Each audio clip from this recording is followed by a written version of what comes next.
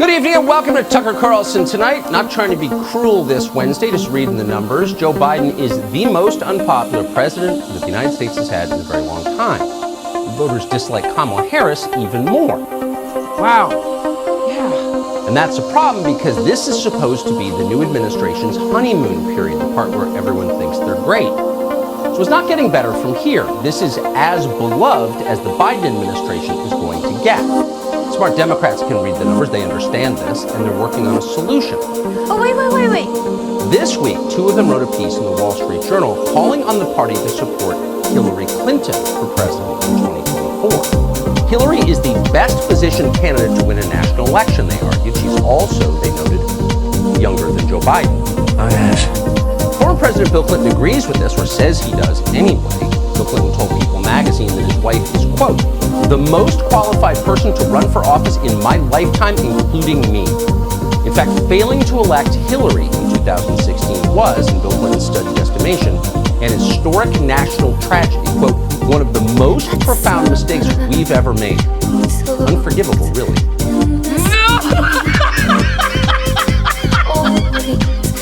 The good news is we now have a chance to correct that mistake. And you don't get those very often in life. Typically, when you do something rash or stupid, you've got to live with the consequence. Probably happened to you. One night you're listening to Born to Run after too many drinks. The next thing you know, you've got Bruce Springsteen's face tattooed on your lower back. It's embarrassing. It's also permanent. Think of Hillary Clinton as America's national tattoo remover. She alone can erase the stain of our youthful bad judgment. God bless her.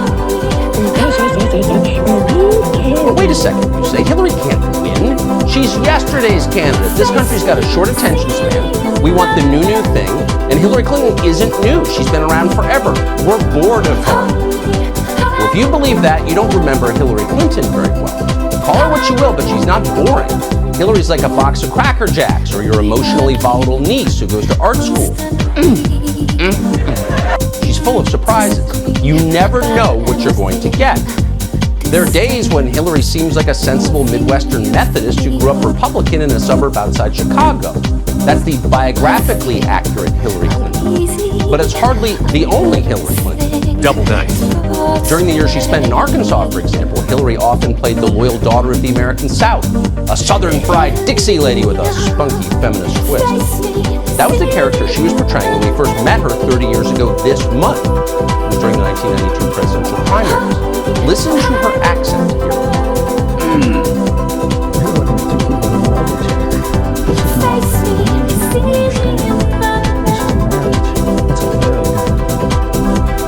I'm not sitting here as some little woman standing by my man like Amy Wynette. I'm sitting here because I love him and I respect him and I honor what he's been through and what we've been through together. You don't hear a hint of Parkeridge, Illinois in that voice. It's all bourbon and okra. Pretty impressive. But that's hardly the only persona in Hillary's quiver. She contains multitudes. When she feels like it, Hillary can transform herself entirely. Hello there. From a middle-aged, rich white lady to a weary but dignified household domestic turned civil rights protester, bruised and battered from a harrowing march across the Edmund Pettus Bridge on the road to freedom. Sometimes Hillary Clinton is just sick and tired of being sick and tired. I don't feel no ways tired. I come too far from where I started from. Nobody told me that the road would be easy. I don't believe he brought me this far to leave me.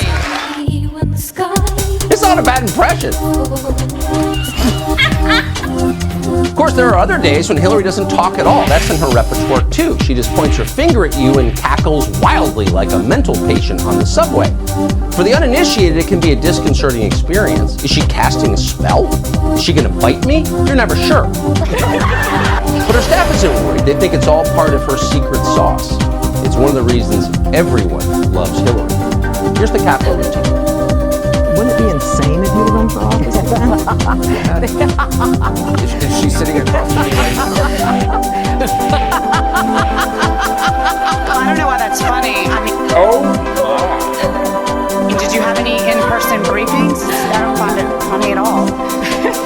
how did you Jeffrey Epstein.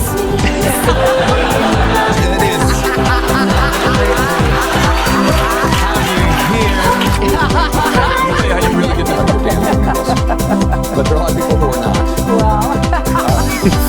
Women. Including I mean, really, yes, deserves a lot of laughter. She didn't kill Jeffrey Epstein. Remember all that? You had one job to do. You're starting to see how the Hillary Clinton phenomenon began in the first place and why it could so easily rekindle. Hillary's political career was always a grassroots movement, a prairie fire, if you will. She had famously brought support from top DNC officials to several billionaire Democratic donors. Ron Burkle came out for Hillary.